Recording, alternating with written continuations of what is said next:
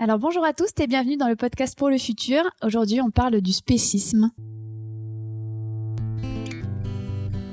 C'est quoi un stéréotype de genre? Comment dépasser une nation? Comment prendre la parole quand on est invisibilisé? Est-ce que je suis privilégiée? Comment je me déconstruis? Comment faire face à l'angoisse? C'est quoi un biraciste? Qu'est-ce que le patriarcat? Qu'est-ce que je peux faire en tant qu'allié? Pourquoi s'engager? Est-ce que toutes les luttes sont liées? Donc aujourd'hui, on reçoit Julien et Cécilia. Est-ce que vous pouvez vous présenter, s'il vous plaît? Merci Fanny de nous recevoir. Cécilia, je suis co-référente sur Toulouse pour L214. Bonjour, moi c'est Julien et je suis référent pour 269 Life France sur Toulouse. Du coup, la première question qui est la plus évidente à poser au début, c'est de pouvoir définir les termes. Donc on parle de spécisme. Est-ce que vous pouvez définir, c'est peut-être un peu large et complexe, mais est-ce que vous pouvez définir le spécisme? Le spécisme, ça va être un système discriminatoire en fonction de l'espèce. On a des systèmes discriminatoires en fonction du sexe, de la race ou autre. Là, en l'occurrence, c'est en fonction de l'espèce. Donc, c'est qu'on va faire passer les intérêts d'une espèce avant ceux d'une autre, ou ce qu'on considère comme étant les intérêts d'une espèce, parce que si on développe, on verra que c'est pas forcément très judicieux.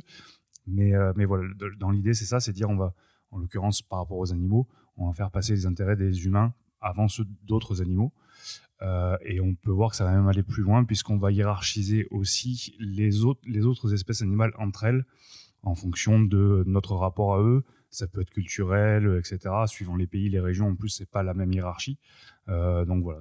Et du coup, c'est quoi les objectifs de la lutte contre le spécisme? C'est peut-être pas forcément d'avoir les mêmes droits et devoirs parce que c'est pas possible, mais du coup, c'est quoi? C'est l'égalité, le respect, c'est... Alors notre combat effectivement est antispéciste, donc déjà visibiliser le spécisme alors qu'aujourd'hui il fait partie de notre culture et de nos habitudes, et donc le dénoncer. Et l'antispécisme en fait considère à prendre en compte les besoins des autres espèces animales. Donc bien évidemment c'est pas accorder les mêmes droits, c'est pas l'objectif de donner le droit de vote au poisson rouge, mais si on reste l'exemple du poisson rouge, dans quelle mesure un poisson souhaite passer sa vie dans un bocal, et là on se rend compte que non, il y a un besoin de liberté pour l'ensemble des animaux. Donc il y a quand même un besoin de connaissance des besoins d'espèces, etc. Donc ça passe aussi dans une recherche de connaissances pour pouvoir mener ça. Alors on se rend compte qu'il y a des besoins qui pourraient être assez similaires à beaucoup d'espèces, comme le besoin de liberté, le besoin de manger à sa faim, le besoin d'être dans des conditions confortables, ni de l'extrême chaleur par rapport à l'espèce, ni de l'extrême froideur, besoin de vivre tout simplement, de ne pas être menacé, besoin de sécurité. Mais effectivement, au-delà de ça, il peut y avoir des besoins spécifiques, d'où l'intérêt de connaître les espèces, d'où l'intérêt de se pencher sur l'éthologie. Effectivement, avec l'évolution, avec la domestication par exemple du chien, un chien n'aura pas les mêmes besoins que n'importe quel autre animal, par exemple sauvage. Et pareil, dès qu'on arrive dans le spécisme, on parle souvent de végétarisme et de véganisme. On va peut-être faire un début pour parler de ça, mais après on va rentrer dans un peu plus politique, un peu plus de réflexion. Mais du coup, c'est quoi déjà végétarien, vegan? Est-ce qu'il y a une différence? Qu'est-ce que c'est exactement? Alors oui, il y a une énorme différence. Le végétarisme est avant tout un régime alimentaire. Le véganisme va être une façon d'envisager notre rapport au vivant d'une manière générale, notamment par rapport aux animaux. Et ça va se retrouver donc évidemment dans le régime alimentaire, mais pas que. On va le retrouver dans les choix qu'on va faire pour s'habiller, utiliser les cosmétiques, nos loisirs, un peu tous les aspects de la vie. Où on va réfléchir quel est mon impact, notamment sur les animaux. Donc on est vraiment sur deux choses qui n'ont rien à voir. Donc végétarien, c'est un mode de consommation et c'est juste enlever la viande et le poisson, alors que vegan, c'est proscrire tous les produits d'origine animale, c'est ça, de notre mode de vie total, et même se questionner sur la place de l'animal, c'est ça? Exactement. Ça va être donc, comme on disait, sur le régime alimentaire, enlever tout ce qui vient des animaux, donc y compris le miel, les œufs, le lait par exemple, qui généralement font partie du régime végétarien. Mais ça va être aussi effectivement pour l'habillement, le cuir par exemple, ou la laine ou la soie. Est-ce que mes produits cosmétiques contiennent de la graisse de baleine ou autre? Se questionner. C'est assez, aujourd'hui, avec les moyens qu'on a, c'est assez facile de savoir si on consomme des produits d'origine animale ou pas. Donc après, c'est un choix, une réflexion. Et il y a une question qui revient souvent quand on parle de véganisme, c'est la démarche écologique. Est-ce que c'est facile et comment on fait ce choix? Par exemple, si on doit éviter le cuir et la laine, des fois on arrive dans cette société à avoir que la possibilité d'avoir des matières synthétiques qui sont pas forcément écologiques. Comment on fait? Est-ce que c'est vraiment si binaire? Et comment on fait pour choisir quoi finalement? Alors, ça tombe bien parce que le mode de vie vegan est un mode de vie qui, au contraire, est plutôt en lien avec une démarche écologique. Et d'ailleurs, il y a beaucoup de personnes qui viennent au véganisme par prise de conscience écologique. Vous parlez du cuir, par exemple. On estime à environ 1 million d'animaux dans le monde qui sont tués pour le cuir. Donc issus de l'élevage. L'élevage, ça participe à la déforestation. On estime que 85% de l'Amazonie est déforestée liée à les élevages. L'élevage, ça consomme énormément d'eau, plus que de faire pousser du végétal. Ça prend de la surface. Pour rester sur le cuir, on utilise du sel de chrome, du sel d'aluminium, du zirconium. L'essentiel des cuirs viennent des pays tels que l'Inde, le Bangladesh, où l'immense majorité de ces produits sont rejetés dans l'eau. Ça a également une atteinte sur la santé. Le chrome atteint les voies respiratoires, abîme la peau. Et l'industrie du cuir, pour le tannage, consomme énormément d'eau. Et il y a des alternatives à la fois au cuir animal et à la fois aux produits de la pétrochimie qui sont les cuirs végétaux, par exemple. Pour s'habiller, il y a également d'autres alternatives à la laine qui ne polluent pas davantage que la laine et qui sont également issues du végétal. Donc souvent, on essaie de nous mettre sur des alternatives qui sont toutes les deux mauvaises, alors que il y a des alternatives qui sont tout à fait bonnes. On parlait tout à l'heure, par exemple, des produits laitiers. Quand on dit vegan, il ne s'agit pas forcément de proscrire les produits laitiers, mais d'en consommer issus du règne végétal. Là encore, ça pollue moins. Donc, si on a une souci écologique, la logique, la science pousse au contraire à adopter un mode de vie vegan. Oui, du coup, c'est même pas un choix entre les deux, c'est que ça va ensemble, les deux, le mode de vie vegan et un mode de vie écologique. Exactement. Et d'ailleurs, on a questionné Nicolas Hulot pour lui dire, mais vous qui êtes, alors ça date il y a quelques années, mais vous qui étiez le fer de lance de l'écologie, pourquoi est-ce que vous poussez pas davantage à arrêter la viande? Et il reconnaît que ça aurait été plus logique, mais qu'il aimait trop ça pour recommander ça. Mais voilà. Vous prenez également Aurélien Barraud, qui est également un scientifique, lui aussi explique que le végétalisme est le choix cohérent pour aller vers plus d'écologie. Du coup, souvent, on arrive dans le véganisme par l'alimentation ou par l'écologie ou je sais pas, mais est-ce que du coup, on finit par questionner la place de l'animal dans la société? Aujourd'hui, vous pensez il a quelle place animale dans notre société? Aujourd'hui, la place, selon moi, de l'animal dans la société, c'est essentiellement la place d'un produit. C'est un produit qu'on utilise à énormément de fins différentes, comme on disait tout à l'heure, aussi bien pour l'habillement, les loisirs, la science, avec les expérimentations, toutes sortes de produits, les loisirs, etc. On va l'utiliser comme une chose et pas comme des êtres vivants en fait qui ont un ressenti, des intérêts propres à vivre, qui ont leurs émotions, leurs rapports sociaux entre eux. On a vu par exemple qu'un cochon, on a estimé qu'un cochon, par des tests, etc., a à peu près les capacités cognitives d'un enfant de 3 ans. Donc c'est pas rien quand même. Et voilà, tous ces animaux ont leurs propres intérêts à vivre et aujourd'hui, clairement, on les utilise pour ce qu'on considère être notre profit, même si c'est parfois délétère finalement. Mais voilà, c'est vraiment la place d'un produit et pas autre chose, c'est un objet, quoi. En plus, au-delà de l'intelligence, les cochons, ils ont peut-être une intelligence proche d'un enfant de 3 ans, mais il y a des animaux qui l'ont pas.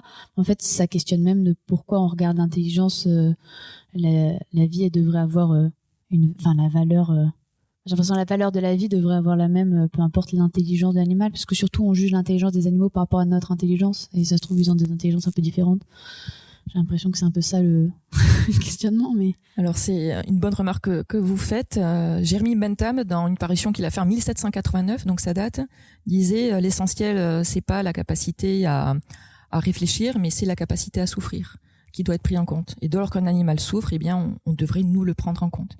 Et c'est d'ailleurs un fondement sur lequel s'est basé L214 sur ses premières années pour monter l'association et militer pour rendre compte de la capacité à souffrir des animaux, qui en découle notre obligation à les respecter.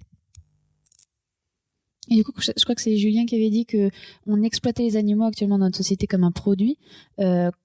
Comment est-ce qu'on a des exemples un peu concrets de l'exploitation animale? Donc, je pense que tout le monde va penser très vite aux vaches, etc. Mais j'ai l'impression qu'il y en a des multitudes d'exploitations animales dans notre société.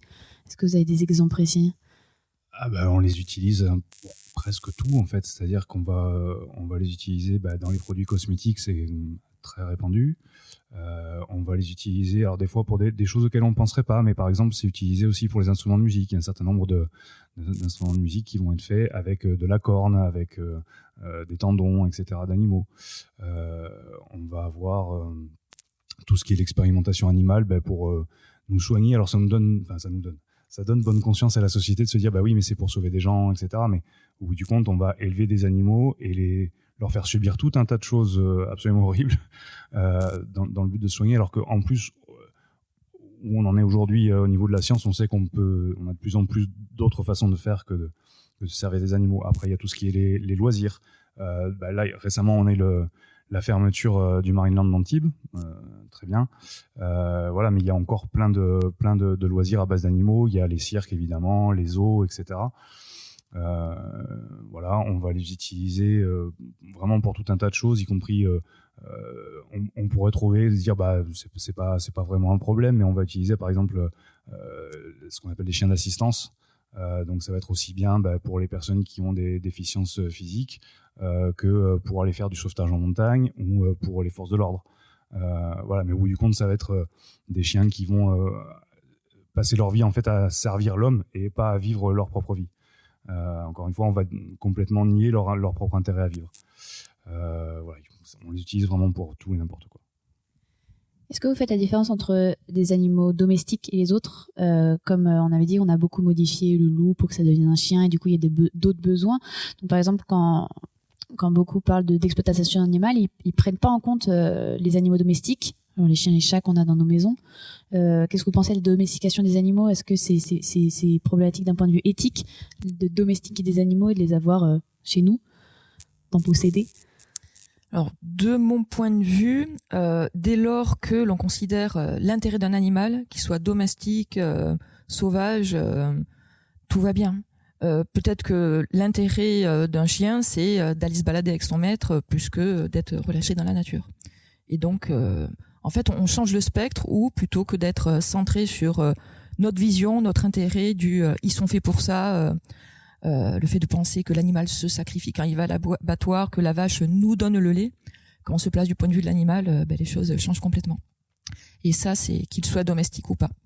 Dès lors que l'homme a pris la responsabilité d'aller modifier les espèces, parce que la domestication implique une modification des espèces, et la modification des espèces ne se fait pas que dans le cadre de la domestication, eh bien, à nous de prendre nos responsabilités pour considérer l'animal, où est-ce qu'il en est aujourd'hui, de quoi est-ce qu'il a besoin. Et pour rester pour l'instant sur les animaux domestiques, est-ce que donc posséder un animal, vendre et acheter un animal et avoir des races spécifiques, jusqu'où on s'arrête dans l'éthique? Alors, il y a une question là, qui est intéressante, qui est la commercialisation. Là, on va se retrouver avec un problème qui est que on va avoir, pour tout ce qui est élevage d'animaux domestiques, on va faire naître des animaux alors que beaucoup d'animaux, on le sait, sont à la rue. Il y a des campagnes de la SPA ou autres qui nous le rappellent régulièrement. On a énormément d'abandons chaque été quand il y a les grandes vacances. Et à côté de ça, on va faire naître des animaux effectivement spécifiques parce que les gens veulent telle race de chien ou de chat ou autre. Et on va se retrouver donc à faire du commerce sur le dos des animaux, alors qu'en fait, il y a plein d'animaux qui ont besoin d'être recueillis, qui ont besoin d'un foyer, qui ont besoin d'être qu'on s'occupe d'eux. Parce qu'effectivement, on est sur des races d'animaux domestiques qui ont certainement plus intérêt à vivre avec des humains qu'à vivre seuls dans la nature. Et donc là, ça pose un vrai souci, oui. Et moi j'avais vu, on va bientôt passer à autre chose que les animaux domestiques, hein. Mais les races de chiens, par exemple, il y en a qui souffrent le fait d'exister, quoi, les Yorkshire, etc. Est-ce que ça rentre aussi dans se questionner sur est-ce qu'il faut faire disparaître ces races, etc. Parce que là, c'est même le chien souffre d'exister, quoi. J'ai l'impression. Alors, dès lors qu'un animal souffre pour exister, je suis pas assez spécialisée en Yorkshire, effectivement, on peut légitimement poser la question de faire reproduire ces espèces. Donc, il n'est pas question d'aller tuer un Yorkshire, mais effectivement, s'interroger sur la reproduction, tout à fait. Et ce que vous dites pour les Yorkshire, c'est également valable pour les bovins. En fait, on a créé des bovins qui avaient des bovins, c'est aussi valable pour les poulets, enfin des animaux concrètement qu'on a modifiés et qui souffrent de leur propre vie, quoi. Des vaches qui peuvent même pas mettre bas naturellement, tellement que on a croisé des animaux avec des contractures musculaires pour faire des races plus grosses. Et pour les poulets, on a créé on a sélectionné génétiquement des poulets pour que à 1 mois et demi, ils pèsent le même poids que ce qu'il fallait avant pour plusieurs mois. Donc effectivement, je trouve pas légitime de perpétuer ce type de reproduction. Donc ça, c'est des animaux qu'on élève pour les manger, c'est ça. Donc on essaie d'avoir le plus de viande possible. Donc on a modifié génétiquement pour avoir le plus de viande possible. Oui, au niveau de l'élevage, pour tout ce qui est animaux ce qu'on pourrait appeler animaux de bouche, on est dans une logique de rentabilité. On est avant tout là. On est sur une industrie qui est là pour faire de l'argent, et donc pour faire de l'argent, on essaie d'avoir les animaux les plus gros possibles, le plus vite possible, pour pouvoir les tuer le plus vite possible et les vendre le plus vite possible. Donc oui, on est sur des croisements qui remontent on a commencé les croisements d'animaux d'élevage il y a vraiment très très longtemps. Ça date de l'Antiquité, il me semble. Et donc voilà, donc on est vraiment dans une logique de rentabilité. Le but, c'est vraiment juste ça, c'est d'avoir quelque chose qui va rapporter le plus possible, le plus vite possible. Et ce qui pose aussi question, c'est du coup l'abattoir derrière, parce que déjà le fait de les élever pour ça, c'est compliqué, mais vous connaissez un peu plus la situation actuelle dans les abattoirs en France, il y a des lois qui sont mieux qu'avant. Est-ce que c'est quand même catastrophique? Comment ça se passe? Alors la maltraitance dans les abattoirs est pour les animaux, mais finalement les situations sont si difficiles pour les gens qui y vivent. Je viens de voir paraître un article disant que le ministère de l'Agriculture déclarait qu'un abattoir sur 5 était en situation financière compliquée parce que les cheptels en France diminuent, les prix augmentent, les cotisations restent élevées. Donc je suis pas là aujourd'hui pour pleurer sur le sort des abattoirs, mais je veux dire, même quelqu'un qui s'intéresserait pas aux animaux pourrait s'interroger sur le fait de continuer à plébisciter un système qui va mal et qui ne peut pas être rentable. Après, le mal-être pour les abattoirs, il est quand même surtout pour ceux qu'on va tuer là-bas. On estime que en moyenne, un abattoir est visité par des services vétérinaires une fois tous les 100 ans. Donc, autant dire qu'ils ne sont pas visités. Et la maltraitance qui est tellement importante que le numéro 1 des abattoirs, Bigard, a lui-même communiqué sur le fait que les consommateurs fallait qu'ils voient au maximum le produit final, un tout petit peu la vache au début, mais surtout qu'ils fassent pas le lien entre les deux, parce que ce qui se passe entre les deux, c'est l'abattoir et c'est juste pas soutenable. J'ai vu qu'il y avait des projets d'abattoirs, bon après c'est tout quoi qu'il arrive, tuer un animal c'est pas top, mais itinérants, et qu'ils ont été de toute façon refusés parce que il fallait vraiment, enfin c'était pas hygiénique, et du coup il fallait vraiment les amener les animaux dans des abattoirs, ce qui est encore plus stressant pour eux que, enfin j'avais vu des projets où c'était de toute façon catastrophique les abattoirs, même si la loi ne voulait pas que ça se fasse de manière le moins stressant possible pour les animaux, quoi. Donc est-ce que on peut consommer de la viande de manière éthique ou pas, pour vous? Alors pour moi, non. Voilà.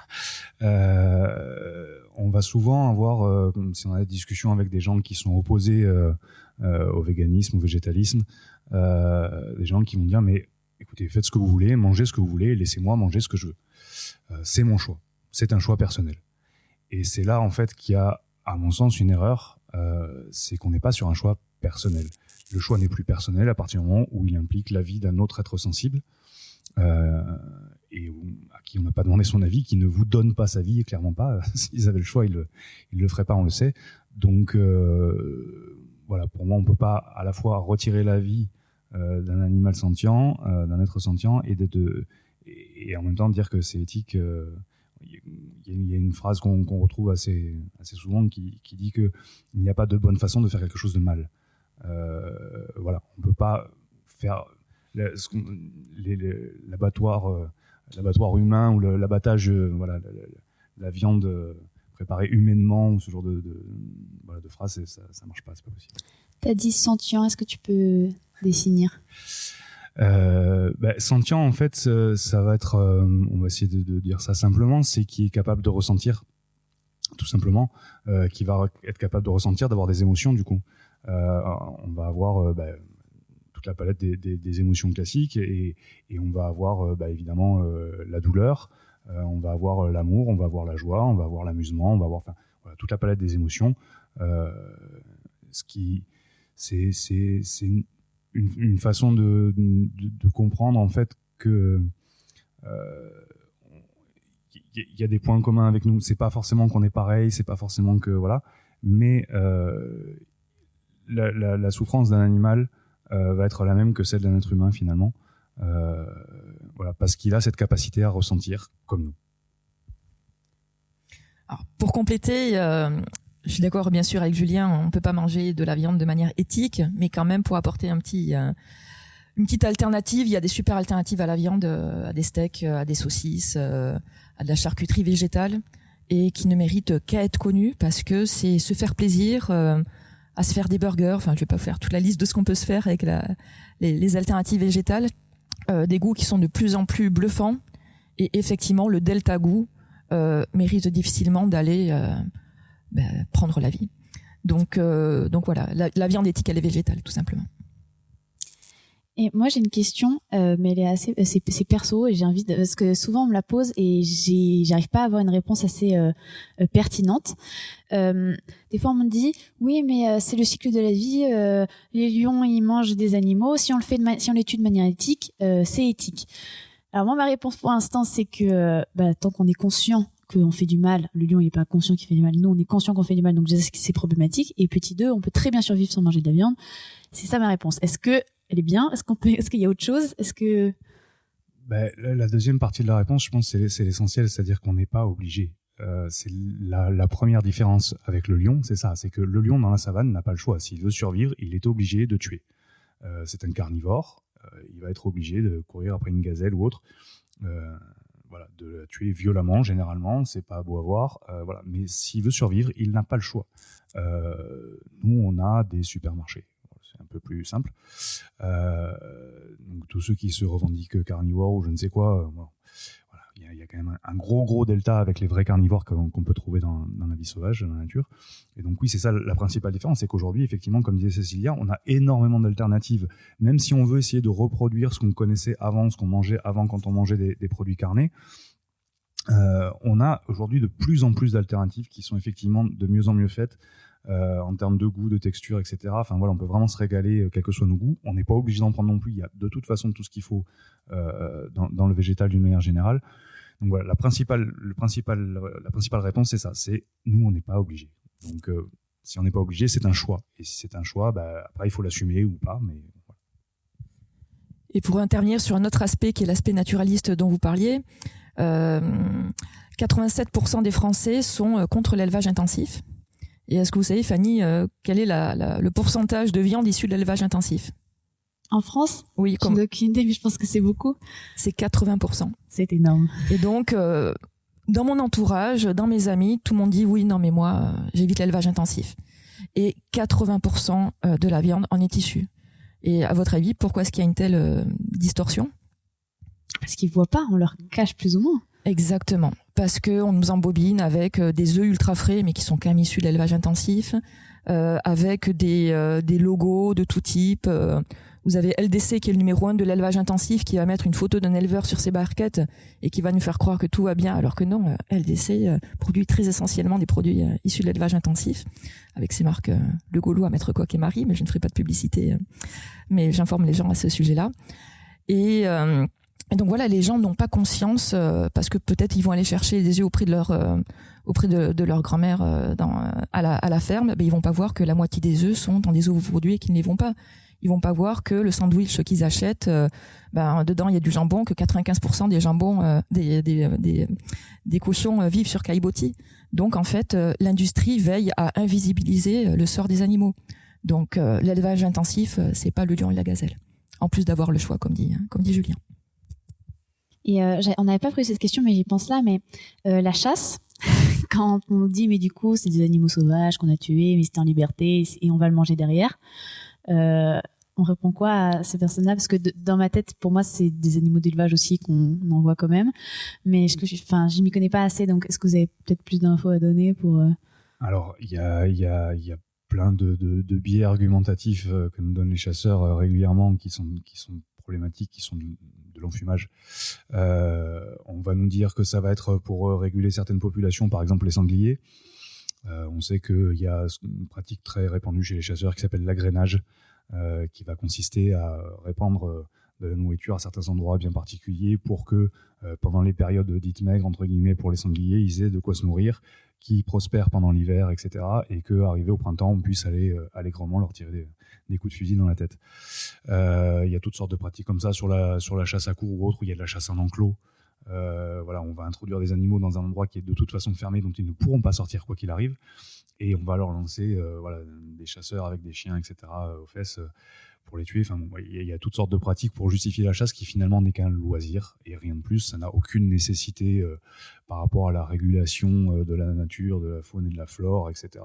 On a des exemples à travers le monde où au contraire on a laissé la nature tranquille, on a même réintroduit, parce que on nous parle aussi souvent de ça, on a réintroduit des prédateurs, des grands prédateurs, notamment les loups, etc., qui ont permis de réguler les herbivores, qui du coup ont permis de réguler la faune et la flore, et permis à d'autres petits animaux du coup de se développer mieux, etc. Et les écosystèmes fonctionnent très bien sans nous, ils n'ont pas besoin de nous. Donc dire qu'on va venir les réguler en chassant ou en faisant autre chose, c'est juste de l'enfumage. Et par rapport aux animaux, encore une fois, on n'a pas besoin d'aller dans la nature avec un fusil pour se nourrir. C'est donc un choix, une volonté, un loisir, mais certainement pas une nécessité.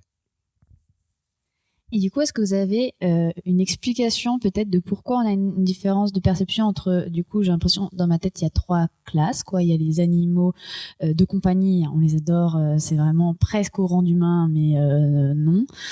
Après, les animaux sauvages, on a un petit peu d'empathie, mais c'est moins grave. Et alors, les animaux domestiques exploités, alors là, on n'a plus rien à faire. Il y a une construction sociale derrière ça. Pourquoi on a ces 3 cases et pourquoi on les hiérarchise comme ça?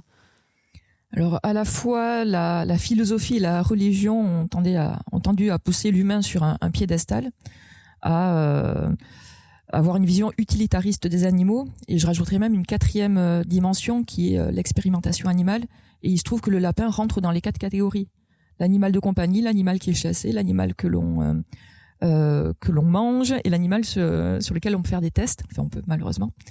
Et en fait, on se rend compte qu'il y a différentes lois pour un même animal en fonction de l'utilisation que l'on fait. Donc tout ça, c'est pour servir notre intérêt. Et dès lors qu'on ne se décentralise pas de notre intérêt, eh bien, on ne voit pas de problème à ça. Donc voilà. Effectivement, la démarche antispéciste, c'est de se décentrer de cette vision. Ok, depuis Copernic, on sait que l'homme n'est plus au centre de l'univers. Ok, habitons à vivre avec les autres dans davantage de respect. On nous apprend ça envers les humains. Eh bien, autant étendre notre empathie aux autres espèces. Donc du coup, on a fait une première partie, on a défini la plupart des termes. Maintenant, on va juste faire une petite pause où j'aimerais vous demander si vous avez des questions que vous en avez marre d'entendre dès que vous dites que vous êtes végane ou que vous êtes antispéciste, etc. Il y a peut-être des questions qui reviennent 15 000 fois et vous en avez marre. On a ce truc, tous les podcasts, on pose ça à nos invités. Les 3 questions que vous en avez marre d'entendre, on y répond rapidement et après, on essaye qu'elles soient plus posées. Moi, j'en ai surtout 2 qui vont être et les protéines. Voilà. Donc ça par rapport aux protéines, si on étudie un tout petit peu la nutrition, un tout petit peu, il n'y a vraiment pas besoin de passer les diplômes pour ça, on s'aperçoit qu'on a des protéines dans tout un tas d'aliments végétaux et qu'on peut très bien subvenir à nos propres besoins en protéines journaliers sans aucun souci, sans manger de viande. Ça n'est pas obligatoire, loin de là. Je crois que, je ne sais pas si vous aimez bien C'est très faux pas, mais sur Netflix, il y a Game Changer, qui est un documentaire et qui explique ça trop chouettement. Oui, tout à fait, oui, c'est un bon documentaire qui est très sympa. Ouais. qui suit des sportifs notamment, voilà, et on voit que c'est voilà. Et aujourd'hui, il y a de toute façon des exemples de sportifs très connus, voilà, qui ont donc certains besoins en protéines clairement, et qui n'ont aucun souci à couvrir leurs besoins. Alors, je ne sais pas si je réponds à ta question parce que on a parfois une remarque, mais est-ce que vous n'avez pas mieux à faire, qui est une fausse question. Mais j'aimerais surtout souligner que j'ai surtout entendu il y a des années, j'entendais presque à chaque manifestation, mais vous n'avez pas mieux à faire de militer que de militer pour les animaux. Et en fait, je me rends compte que c'est une question au contraire qu'on entend de moins en moins aujourd'hui, comme si les gens prenaient davantage conscience du problème. Alors juste, ouais, moi sur la sensibilisation de rue, ça m'arrive encore quand même. Ça serait un peu moins qu'avant, je suis d'accord, mais ça arrive encore de dire. Mais alors, suivant l'actualité du jour, alors vous militez pour les animaux, mais il y a les enfants qui meurent dans tel pays, il y a la guerre là, il y a etc. Oui, et d'accord, il y a rien qui empêche de militer pour différentes causes en même temps. C'est pas parce qu'on milite pour les animaux qu'on se fiche complètement de tout ce qui se passe sur la planète. Donc voilà, c'est effectivement quelque chose qui est assez redondant, assez pénible. Voilà. Il y a quelque chose alors, qui est pas forcément une question, mais qui est une remarque, pareil que je retrouve assez souvent sur les réseaux sociaux, voilà, qui va être la question de la fameuse B12. Qui est une vitamine qui est essentielle à l'être humain. C'est quelque chose qu'on a découvert un petit peu après la Seconde Guerre mondiale. Et qui, du coup, il va être nécessaire de se complémenter pour notamment les végétariens et les végétaliens. Parce qu'on les retrouve normalement officiellement que dans les produits animaux, c'est ça? Alors oui, sauf que il y a une nuance qu'il faut apporter là-dedans, c'est que les producteurs de B12 ne font pas leur beurre avec les véganes et les végétariens. Ils seraient bien embêtés. On n'est vraiment pas assez nombreux pour ça, malheureusement. Ils font leur beurre avec les animaux d'élevage, justement, qui sont eux-mêmes complémentés pour que la population générale ait sa dose de B12 journalière. Donc dire que un régime végétal ne va pas être naturel parce qu'il va être nécessaire de se complémenter en B12, oui, alors c'est bien gentil, sauf que si les mangeurs de viande, entre guillemets, n'ont pas besoin, c'est parce que les animaux sont complémentés par avance. Voilà, tout ce qu'on leur injecte, d'ailleurs, d'une façon générale, peut aussi poser problème. On pourrait parler d'antibiorésistance, etc., qui progresse dans la population à cause de ça. Voilà. Oui, bah super. Non, donc, du coup, on va partir sur une partie un peu plus droit, etc., des animaux. Est-ce qu'il existe déjà un droit des animaux actuellement? Et est-ce que ce qu'on attend en tant qu'antispécistes, c'est qu'ils aient la même valeur juridique à celle des humains ou qu'ils aient d'autres droits? Qu'est-ce qu'on recherche? Depuis 1999, les animaux sont extraits de la catégorie des biens sans pour autant être intégrés à celle des personnes. Et donc, ils sont dans une catégorie un petit peu transfuge où leur sensibilité est reconnue, mais il reste des biens que l'on peut céder, déplacer, posséder. On parle de tous les animaux ou des animaux domestiques de compagnie? Ou c'est tous les animaux? Alors, on parle justement de tous les animaux et les industriels de l'élevage tiennent à ce que les animaux, et surtout au contraire ceux que l'on consomme, continuent de faire partie de la catégorie des biens pour ne pas que demain les associations animalistes, les militants pour les droits des animaux arrivent à faire valoir que ces animaux sont des individus. Mais néanmoins, vous avez des pays qui sont arrivés à faire reconnaître le statut d'individu. Par exemple, en Argentine, en 2015 et en 2016, vous avez 2 grands singes qui, selon l'habeas corpus, qui est une notion juridique qui énonce une liberté fondamentale, qui est de ne pas être emprisonné sans jugement, est arrivé à faire reconnaître le statut de personnalité non humaine à des grands singes. Mais c'est individuel, c'est pas les grands singes, c'est 2 individus qui ont été reconnus, c'est ça? C'est exactement ça. Et selon les pays, vous avez des avancées plus ou moins profondes sur une certaine reconnaissance de droits. Vous avez en Nouvelle-Zélande, depuis 1999, une protection juridique spécifique, là encore, pour des espèces de grands singes, de manière à ce que ces grands singes ne puissent être testés que pour le bénéfice des individus de leurs espèces et non pas pour les humains. Et qu'est-ce que ça a changé cette catégorie en 99 de passer de bien? Donc je me dis que c'était objet à être sensible. Est-ce que ça amène des choses ou pas grand-chose? Parce que si les vaches des élevages sont dans cette catégorie et qu'on se permet de faire tout ça, elles ne doivent pas apporter beaucoup de changements. Alors effectivement, c'est assez symbolique, de même que la loi L214-1 du Code rural de 1976 qui reconnaît pour la première fois en France que l'animal est un être sensible. Malheureusement, les portées sont juridiques et par rapport à ça, vous avez des personnes qui se lèvent pour aller au-delà de la simple symbolique. En 2012, vous avez la conférence de Cambridge où 13 neuroscientifiques ont reconnu que les structures cérébrales responsables des processus que génère la conscience chez les humains et chez les autres animaux sont équivalentes, ce qui permet de reconnaître la sentience des animaux dont parlait Julien. En 2019, vous avez la déclaration de Toulon où des universitaires juristes français conçoivent le fait que l'animal devrait avoir une personnalité juridique. Et en 2024, donc plus récemment, vous avez la déclaration de New York qui stipule que la capacité des mammifères et des oiseaux à vivre des expériences conscientes est solidement étayée sur le plan scientifique, et si bien que cela devrait permettre la reconnaissance de leur statut en tant que personne non humaine. Donc, et cette dernière déclaration a été signée par plus de 500 scientifiques. Donc vous avez le corps scientifique qui va vers cet élan. Vous avez Einstein par exemple qui lui-même était végétarien, Léonard de Vinci. Donc vous voyez des têtes pensantes qui vont vers cette reconnaissance-là. Mais côté légal, malheureusement, les lois sont très symboliques pour les animaux. C'est ce qui permet aujourd'hui de les traiter comme des marchandises. Du coup, ce qu'on espère, c'est que les animaux soient reconnus comme des... Donc dans la loi, c'est comme des personnes, c'est ça ? Comme des biens. Enfin, ce qu'on espère, ce qu'on aimerait. Ah oui. Effectivement, dans la loi, on souhaiterait que les animaux puissent avoir leurs besoins respectés et donc être reconnus comme des personnes. Donc c'est des personnes qu'il faudrait qu'ils soient reconnues. C'est bien ça. Et moi, quand j'en ai parlé à ma cousine, justement, qui est dans l'apprentissage, dans le juridique, elle m'a dit que ce qui posait problème, c'est que dans le truc de personne, c'est qu'ils, du coup, ils devaient avoir les mêmes droits et devoirs que nous et qu'il faudrait carrément créer une autre catégorie. Enfin, vous en pensez quoi ? Bah oui, on pourrait effectivement créer une catégorie de personnes animales, entre guillemets, parce que si l'humain est un animal, il est un animal particulier. Donc voilà, et comme on disait en début, il n'est pas question de donner le droit de vote aux coccinelles, par exemple, ce serait ridicule. Voilà, il faut créer une catégorie, effectivement, qui soit spécifique aux animaux et qui permette tout simplement que leur droit à vivre, à être libre, etc., soit respecté.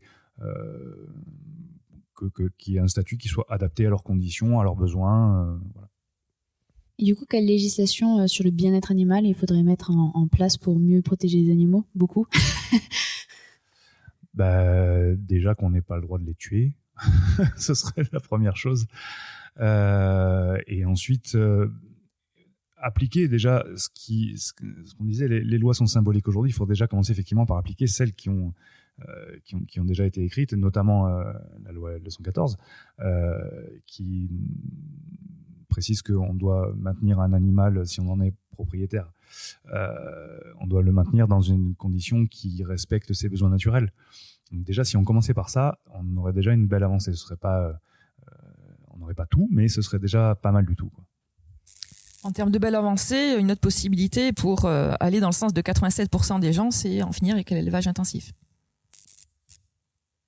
Et du coup, ça serait notre rôle en tant qu'humain de légiférer sur le droit des animaux, puisque finalement, c'est par rapport à notre comportement qu'on va légiférer, parce que si on n'est pas là, il n'y a pas de problème. Et quelle responsabilité on a là-dedans et c'est quoi les comportements humains problématiques qu'on a actuellement ? Déjà, vous, Julien, moi, on est des consommateurs. Donc, on n'a malheureusement pas la possibilité de légiférer, mais on a la possibilité de faire entendre nos voix de consommateurs. Donc, notre responsabilité, c'est de ne pas acheter ce qu'on dénonce. Vous avez une immense majorité des gens qui disent aimer les animaux, être sensible à leur bien-être. Il serait plus cohérent dans ce cas-là de ne pas les mettre dans son assiette. Si après les gens veulent s'engager davantage, bienvenue dans le militantisme. Si les gens veulent s'engager dans la sphère politique, c'est possible aussi. Vous avez des partis qui donnent la voix aux défenseurs des animaux, puisque les animaux, eux, n'ont pas de voix, mais donc l'idée, c'est de militer pour eux. Donc voilà, il y a moyen de consommer autrement et de s'engager. Ouais, juste pour compléter, c'est complètement d'accord. Il faut avoir conscience quand on est un consommateur que en face de nous, encore une fois, on a des gens qui sont là pour faire de l'argent. on n'a pas forcément des gens qui ont décidé d'être particulièrement cruels avec les animaux, qui en veulent aux animaux ou je ne sais quoi. Ils ont juste trouvé un moyen de faire de l'argent. Ils s'en fichent de savoir si ça fait du mal ou pas aux animaux, mais voilà, leur but c'est de faire de l'argent. Si on le voit aujourd'hui avec le développement des alternatives végétales, comme on disait tout à l'heure, aux saucisses, aux steaks, etc. Plus les gens vont en acheter, plus les producteurs vont en faire, et moins les gens vont consommer de produits d'origine animale, moins ils vont en faire. Ils vont là où va l'argent. C'est pas plus compliqué que ça. Est-ce qu'on voit actuellement en France aujourd'hui, on voit en tout cas que les alternatives véganes montent. Est-ce qu'on voit qu'il y a une baisse de la consommation de la viande? Non. Alors la consommation de la viande, au contraire, elle augmente. Elle a été multipliée par 2 aujourd'hui par rapport à 1900 et par 4 par rapport à 1800. Par personne ou globalement. Ok. Globalement dans le monde. Et aujourd'hui, si on regarde au niveau de la France, autour de moi, j'ai pratiquement que des gens qui sont pas véganes, mais qui en consomment encore et qui me disent en consommer moins. Et pourtant, non, la quantité ne diminue pas. C'est juste que quand quelqu'un, avant, allait manger une entrecôte et maintenant va manger des nuggets, elle a l'impression qu'elle mange moins de viande. Et finalement, c'est même plus d'animaux tués parce que ce sont des petits animaux. Quand quelqu'un va se déporter d'un animal terrestre à manger un animal marin, il aura l'impression de manger moins de viande. Et malheureusement, les poissons, c'est parmi les animaux les plus tués. Tous les ans, on tue plus d'animaux marins que n'ont vécu d'humains depuis le début de l'humanité. Donc la consommation de chair animale, malheureusement, elle continue à augmenter dans le monde, et en France, elle continue à augmenter légèrement. Il y a toujours un lobby de la viande qui essaye de nous montrer qu'il faut en manger, c'est ça? C'est pour ça que ça continue à... Ouais, ça s'appelle Interbev. C'est un lobby qui est extrêmement puissant, qui a ses entrées au gouvernement, etc., qui a ses entrées, oui, dans les différents ministères. Faut savoir que c'est un lobby qui aujourd'hui a environ, suivant les années, le chiffre n'est pas exactement, mais environ 50 millions d'euros de budget de communication. C'est considérable.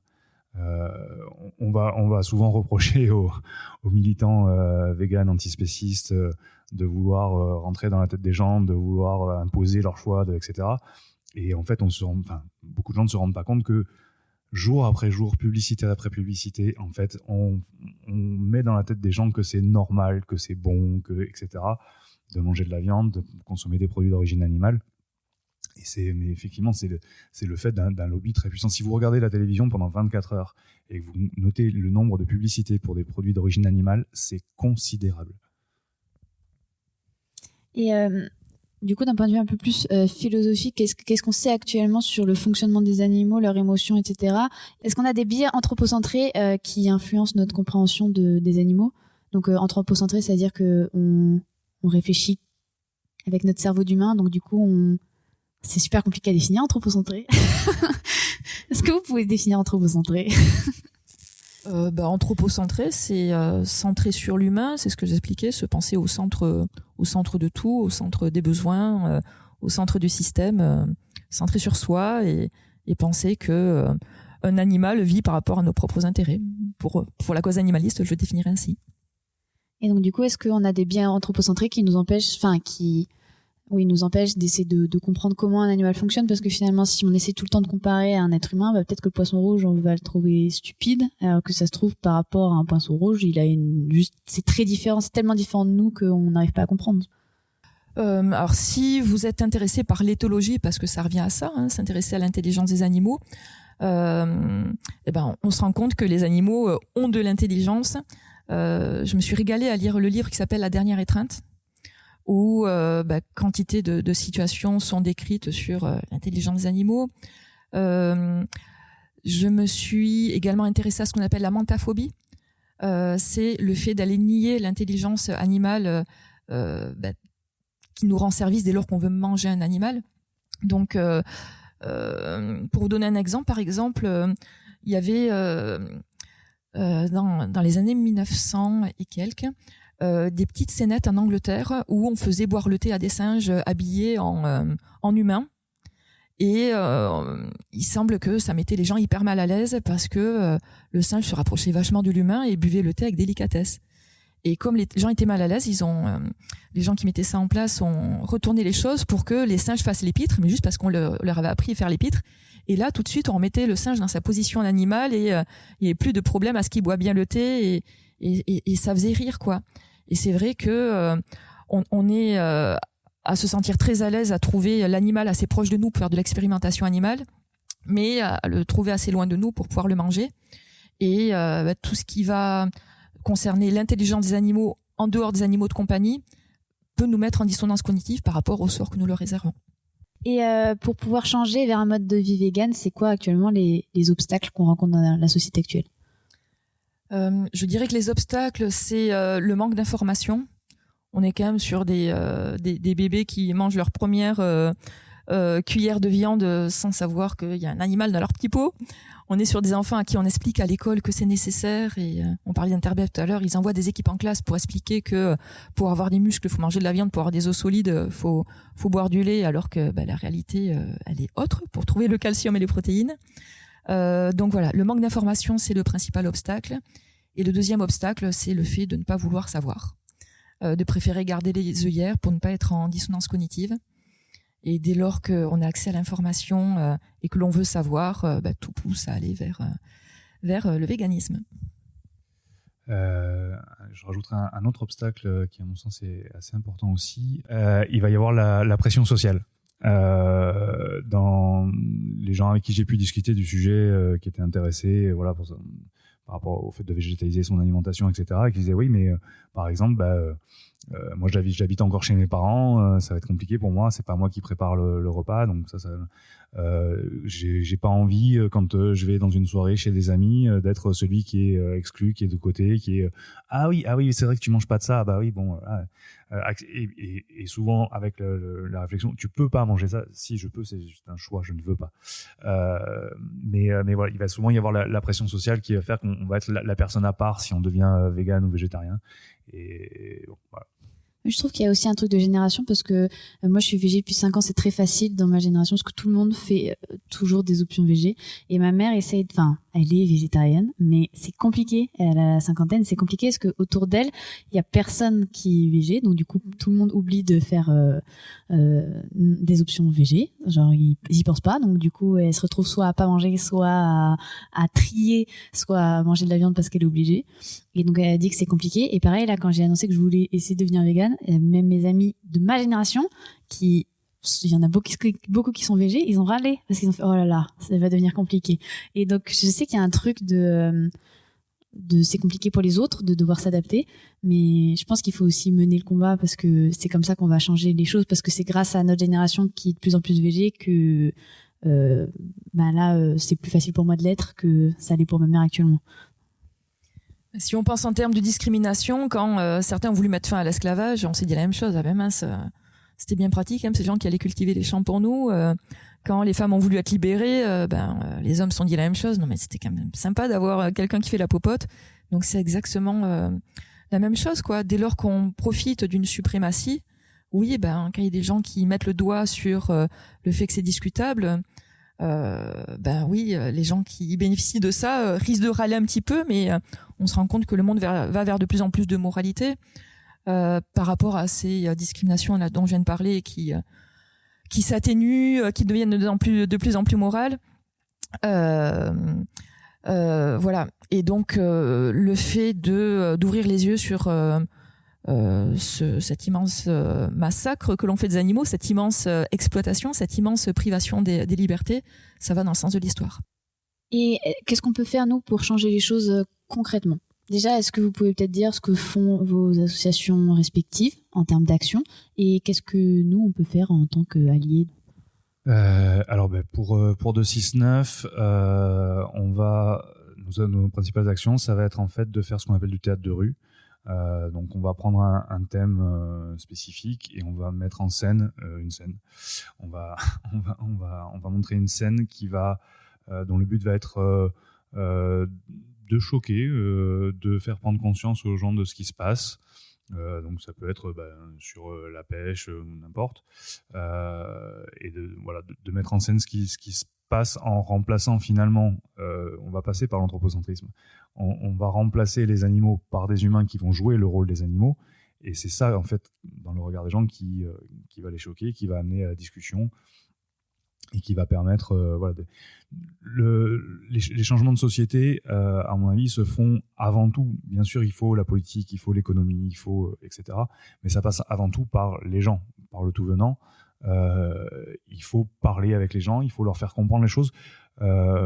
Beaucoup de gens, effectivement, si on leur parle antispécisme, véganisme, souffrance animale, ils ont une vague idée, ils ont vu un petit bout de vidéo aux infos, voilà, mais voilà, si eux sont pas allés spécialement se renseigner, si c'est pas un sujet qui les touche particulièrement, ils vont avoir une idée assez vague.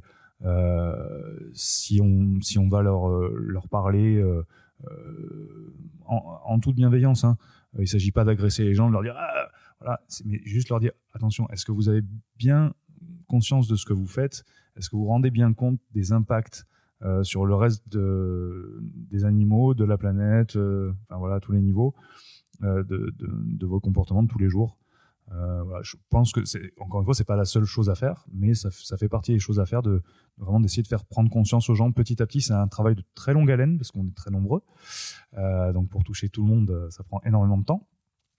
Mais voilà, mais des émissions comme celle-ci, par exemple, qui vont peut-être permettre à certaines personnes de comprendre certains termes qu'on a expliqués aujourd'hui, de se dire ah bah oui, j'avais peut-être pas pensé à ça, voilà, des petites graines qu'on va planter dans la tête des gens et qui vont prendre parfois très rapidement, parfois ça va prendre plus de temps, mais voilà. Et tout à l'heure, vous donniez 2 raisons qui pousseraient à aller vers le véganisme, la végétalisation de l'alimentation. Vous citiez l'aspect écologie et l'aspect éthique animale, mais j'ai lu une étude qui indique que la première raison, c'est tout autre, en fait, c'est la santé. Et que c'est ce qui touche le plus de gens, de faire du bien à leur santé. Donc, j'ai envie de dire aux gens qui nous écoutent, si vous voulez faire du bien à votre santé, eh bien, intéressez-vous à la manière de végétaliser votre alimentation. On n'est pas là pour atteindre une perfection. On peut trouver ça très compliqué quand aujourd'hui on consomme des produits animaux à tous les repas, de se dire tiens maintenant j'arrête tout. Donc déjà être informé, c'est la première clé. Vous avez un super site qui s'appelle viande.info qui va vous donner pas mal de clés. Vous avez la première association de nutritionnistes au monde, l'association américaine de diététique, qui compte le plus grand nombre de professionnels de la santé qui recommandent cela. Vous avez des outils sur Internet. Vous avez le Vegeek Challenge, qui est pendant 21 jours un accompagnement avec de la réception de mails et de recettes pour végétaliser son alimentation. Là, nous sommes fin janvier. Vous avez peut-être encore la possibilité de vous inscrire au Veganuary, qui vous permet encore d'avoir des astuces et des promos. Donc voilà, ce que j'ai envie de dire aux gens qui nous écoutent, c'est qu'on n'est pas là pour chercher un idéal, que si par exemple vous aimeriez être vegan ou végétarien, mais que ça vous fend le cœur de refuser le gâteau d'anniversaire que va vous offrir vos parents, et ben pourquoi pas être vegan tout le reste de l'année ou végétarien tout le reste de l'année et puis faire telle ou telle exception. Tous les pas sont bons à faire. Si on cherche la perfection, eh ben peut-être que la marche sera trop haute, mais voilà, on y va pas après pas. Et de mon point de vue, et comme le dit le livre Vers un monde vegan, dont je recommande la lecture, mieux vaut une grande majorité de gens qui sont pratiquement dans le monde de la véganie que 1000 super véganes et tout le reste des gens qui disent que c'est pas possible, parce que oui, c'est possible. Et du coup, pour aller un peu plus loin, est-ce que là, on a l'impression que c'est un truc gigantesque d'arrêter la viande dans notre société, surtout en France où il y a la culture, etc., de la viande. Est-ce que il y a des sociétés actuellement qui existent, soit actuelles, soit un passé, mais il n'y a pas très longtemps, où la place des animaux était moins problématique? Est-ce qu'il y a vraiment des modèles qui existent? Est-ce qu'il y a des modèles théoriques qui offrent une vision différente et qui montrent que cette société pourrait être différente? Alors, j'ai pas énormément creusé la question, mais il y a un exemple quand même très très connu, très parlant, qui est celui de l'Inde. Voilà, on a quand même des centaines de millions de personnes qui sont végétariennes, pas véganes, mais voilà. Par rapport à la place de l'animal, c'est un peu plus tendancieux parce que aussi bien ils vont pas eux-mêmes effectivement consommer les fameuses vaches sacrées, aussi bien elles vont être exportées par contre dans d'autres pays pour fournir à d'autres pays en viande. Bon, ça, c'est un autre problème. Mais voilà, mais on sait que c'est possible d'avoir une énorme partie de la population d'un pays qui renonce à la viande sans que ce soit un problème. Les Jains, qui sont 10 millions dans le monde, ne consomment pas de chair animale, ne consomment pas non plus d'œufs, vont être vigilants en se déplaçant de pas écraser des animaux. J'ai lu qu'en Corée du Sud, on aurait estimé à 2,5 millions de personnes qui se disent véganes. Donc c'est un pays également où ce courant est bien représenté. D'ailleurs, j'y pense que maintenant, mais on n'est pas top en France au niveau du véganisme. J'ai l'impression qu'en Angleterre, c'est plus facile de l'être. Dans d'autres, enfin, on est un des pays d'Europe. Je cite pas les États-Unis parce que ça a l'air. Je sais même pas. On est pire que les États-Unis, mais on est vraiment pas fort pour proposer des options. Par exemple, au restaurant, des options végé. Maintenant, je sais pas si c'est obligatoire, mais en tout cas, il y en a partout. Vegan, c'est compliqué d'en trouver. Alors, la quantité de viande consommée en France et aux États-Unis est similaire. C'est à peu près 80 kilos par personne. Donc, quand vous dites qu'on n'est pas top, on est effectivement plutôt mauvais élève. On a une sorte de culture de la bidoche qui relèverait plutôt du passé, d'années de privation, de la guerre. Ça s'est surtout développé après la Deuxième Guerre mondiale. Et effectivement, d'autres pays sont beaucoup plus avancés que nous. En Angleterre, en Allemagne, à Berlin, vous avez des offres véganes dans pratiquement tous les restaurants à Berlin, ou en tout cas c'est très facile. Donc oui, on est un petit peu mauvais élève, mais heureusement vous avez un super site qui s'appelle Happy Cow sur internet qui vous permet de trouver où manger vegan partout dans le monde. Ça m'a été utile quand j'étais en Thaïlande sur une toute petite île. Donc c'est un site qui fonctionne très bien et que je recommande à toute personne qui souhaite manger végétal, même en dehors de sa cuisine. Ouais, je confirme pour l'application Happy Cow, effectivement. Moi, pareil, ça m'a servi en Finlande. J'étais dans une petite ville paumée dans le nord de la Finlande. Voilà, je me dis, mince, ça va être compliqué. Et grâce à ça, j'ai trouvé du kebab vegan en Finlande. C'était génial. Mais pour revenir sur le fait qu'on est mauvais élèves, encore une fois, même par rapport aux lois, on a encore des lois qui finalement restent symboliques. On a une loi qui, normalement, impose d'avoir au moins un repas végétarien par semaine à l'école.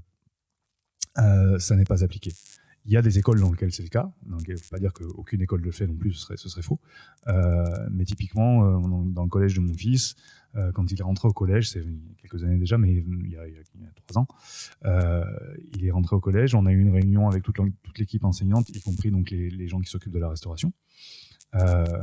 Et donc là, le chef cuistot en charge de la cantine a annoncé que oui, il avait connaissance de cette loi et que il allait faire ce qu'il pouvait. Voilà. Et quand je pose la question à mon fils, très régulièrement, il n'y a pas d'alternative végétale du tout pendant plusieurs semaines. Voilà. Donc on est effectivement très mauvais élèves là-dessus, même quand il y a des lois qui sont censées l'imposer. C'est-à-dire qu'il n'y a pas d'alternative. Est-ce que moi je croyais qu'il y avait un jour de la semaine où tout était végé et que le reste du temps c'était obligatoire d'avoir une alternative, mais c'est même pas ça du tout. Non, ça ce serait encore mieux entre guillemets. Enfin, ce serait.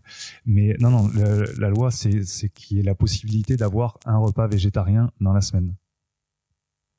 Et super. Et en plus c'est pas appliqué.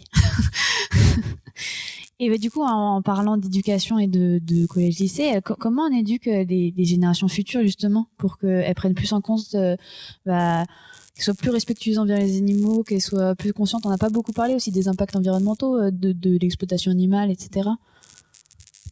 Alors, c'est notre rôle de parents d'informer les enfants sur ce que c'est la viande. Moi aussi, j'ai des enfants. Et très tôt, je leur expliquais les choses. Et en fait, ils n'ont pas été choqués dans le sens où ils savaient que cette violence, c'était pas envers eux, c'était envers les autres espèces. Donc, c'est tout à fait possible d'informer les enfants sans les choquer. Et après, au sein d'L214, on a une branche qui s'appelle L214 Éduc. Et à la demande des établissements scolaires, ça va de la maternelle jusqu'au BTS agricole, en passant par primaire, collège et lycée, on va dans les classes et on va parler de rubriques en lien avec le programme scolaire.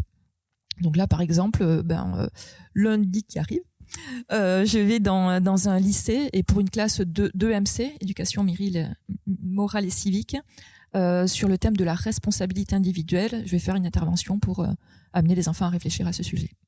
Du coup, sur le sujet de la condition animale dans la société ou c'est le véganisme, mais après utiliser l'argument de la santé, etc. Est-ce qu'on essaie de les amener vers un mode de vie vegan ou est-ce qu'on leur demande réellement de réfléchir sur la place de l'animal dans la société? Alors moi, je ne sais pas leur dire ce qu'ils doivent mettre dans leur assiette ou pas. Donc effectivement, je questionne la place de l'animal dans la société et après, je les invite à se positionner comme personnes responsables de leurs choix et des conséquences derrière. Donc effectivement, ils font tel ou tel choix de consommation. Qu'est-ce que ça implique derrière? Bon, ça porte là sur la question animale, mais bien sûr, c'est valable sur tout. Je sensibilise les enfants comme quoi je suis pas là pour leur dire ce qu'ils doivent penser, mais qu'ils ont leur liberté de choix et qu'ils aient conscience de cela. Il me reste 2 questions, mais je sais pas si vous voulez les traiter ou pas, parce qu'elles sont complexes. Mais c'était la première, c'est le véganisme et l'éthique animale devrait-il se limiter à la question du bien-être des animaux ou s'étendre à d'autres formes de justice sociale? Donc par exemple le fait que c'est compliqué de manger de la viande quand on est pauvre de toute façon, donc de toute façon en fait être végane, des fois c'est pas tant un choix. Et alors effectivement, il y a quantité de pays qui sont végétariens par contrainte, parce que voilà, par famine, par manque d'accès à un certain choix de nourriture. Ici, pour la France, on se rend compte que c'est l'inverse, que c'est les classes les plus modestes qui vont consommer plus de produits animaux. Et inversement, c'est plutôt les classes les plus aisées qui vont végétaliser leur alimentation. Non pas forcément que c'est coûteux de manger végétal. Regardez le prix d'un paquet de lentilles, par exemple, ou des légumes par rapport à des produits transformés. Ça coûte moins cher, mais on est sur des systèmes de croyances où, à une époque, il fallait avoir de la viande à table pour recevoir les gens, pour paraître aisé. C'était signe de repas de fête. Et c'est resté assez ancré dans la culture pour que, pour certaines classes sociales, on ait l'impression de s'élever en consommant régulièrement, malgré sa santé, malgré la planète, malgré les animaux. Est-ce que c'est pas aussi lié avec le fait que quand on est pauvre dans des catégories sociales basses, on n'a peut-être pas le temps ou l'énergie, ou je sais pas, de penser à plein d'autres choses comme l'écologie, etc. Puisque des fois, on a déjà du mal à trouver du travail pour nous-mêmes et à se nourrir, à se chauffer l'hiver, etc. Je sais pas si... Oui, c'est évident que quand on a des difficultés personnelles, qu'on a énormément de problématiques à gérer au quotidien, c'est pas forcément ce qui va... on a la possibilité aujourd'hui de se nourrir en mangeant de la viande, donc on va pas forcément avoir cette réflexion-là. C'est toujours plus facile de penser à des choses plus globales quand on a moins de problèmes à gérer au quotidien. Néanmoins, ça reste lié. Si on va dans la logique des choses, ça va permettre effectivement d'atténuer tout un tas d'impacts environnementaux, par exemple, d'impacts sur la santé, etc., qui du coup facilitent finalement la vie, et notamment quand on a peu de moyens. Quand on a beaucoup de moyens, c'est plus facile d'avoir accès aux soins, c'est plus facile de se retrouver dans des endroits où il y a de l'air pur, etc. Quand on a peu de moyens, on va subir un peu plus les choses, et si on peut, par notre comportement, du coup, atténuer les effets néfastes, finalement, ce serait la logique. Mais on comprend qu'effectivement, c'est pas toujours simple d'avoir une pensée globale sur la planète quand soi-même on est dans une situation difficile au quotidien. Du coup, pour faire une sorte de petit résumé de ce qu'on a vu, c'est que globalement, actuellement, la place de l'animal dans la société, elle est un peu désastreuse. On le considère très peu, et les droits des animaux de vivre, d'être bien, est très peu respecté, et que la moyen de lutter, donc ça s'appelle le spécisme, et que le moyen de lutter contre ça, c'est du coup le mode de vie vegan, qui va questionner le fait de manger de la viande, mais aussi le fait de s'habiller, de consommer et de même respecter les animaux d'une autre manière. Et que en plus, c'est positif pour l'éthique, la santé, la planète. Et la planète, évidemment. Et que du coup, tout peut se faire en commençant doucement, étape par étape, pas par pas, et que même si c'est pas parfait tout de suite, l'important c'est de commencer. J'irais même plus loin, c'est-à-dire que le véganisme n'est qu'un premier pas. C'est un premier pas qui, en plus, est aujourd'hui, on parle de la France, on parle des pays développés, riches, etc., où c'est assez facile par rapport à ce que ça peut être dans d'autres pays ou ce que ça pouvait être il y a très longtemps. Aujourd'hui, c'est assez facile d'adopter un mode de vie vegan, mais ça va être qu'un premier pas, parce qu'il y a plein d'autres gestes à faire qui touchent pas spécialement au véganisme et qui vont aller dans une démarche globale de protection de la planète, de l'environnement, de la santé, etc. Je dirais que si le véganisme devait être comparé à un pays, ce serait la Véganie, et que c'est un pays qui est assez accueillant, et l'idée c'est que les gens puissent se sentir à l'aise d'y aller, de se rapprocher dans leurs imperfections, parce qu'au final on est tous imparfaits, et que chaque pas compte, quoi. Chaque occasion d'écarter la viande de son assiette, même si on n'est pas végétalien, c'est à saisir. Et moi, pendant très longtemps, je me rappelais que mes parents étaient hyper fiers de dire elle mange de tout. À ce moment-là, j'étais vers le végétarisme, et en me disant mais quand même, je vais pas aller vers le végétalisme parce que c'est extrême. Et finalement, je suis végétalienne, végane, et en changeant de position, je trouve ça tellement plus rationnel. Mais c'est pour dire dans la vie, on peut évoluer. Peu de gens sont nés véganes, donc de naissance. Et c'est en fait à questionner nos choix que petit à petit on se dit non mais finalement j'ai pas envie de contribuer aux 95% de cochons qui ont été sur Caillebotis. Finalement je me rends compte que non, on peut pas aimer les animaux et les manger, et voilà, je pense que c'est progressivement qu'on peut y aller, et j'aimerais que les gens qui fassent des petits pas puissent se sentir à l'aise de pas être parfait, et on est le mode de vie vegan, c'est pas un clan fermé, quoi. Bienvenue. Juste pour dire que on a besoin de monde pour venir militer. Si vous avez envie, n'hésitez pas, vous serez tous et toutes les bienvenus. Il n'y a aucun problème. On a besoin de monde pour faire avancer le sujet. Merci beaucoup à Julien et à Cécilia d'être venus aujourd'hui. Merci, au revoir. Merci. On se retrouve le mois prochain. Merci beaucoup.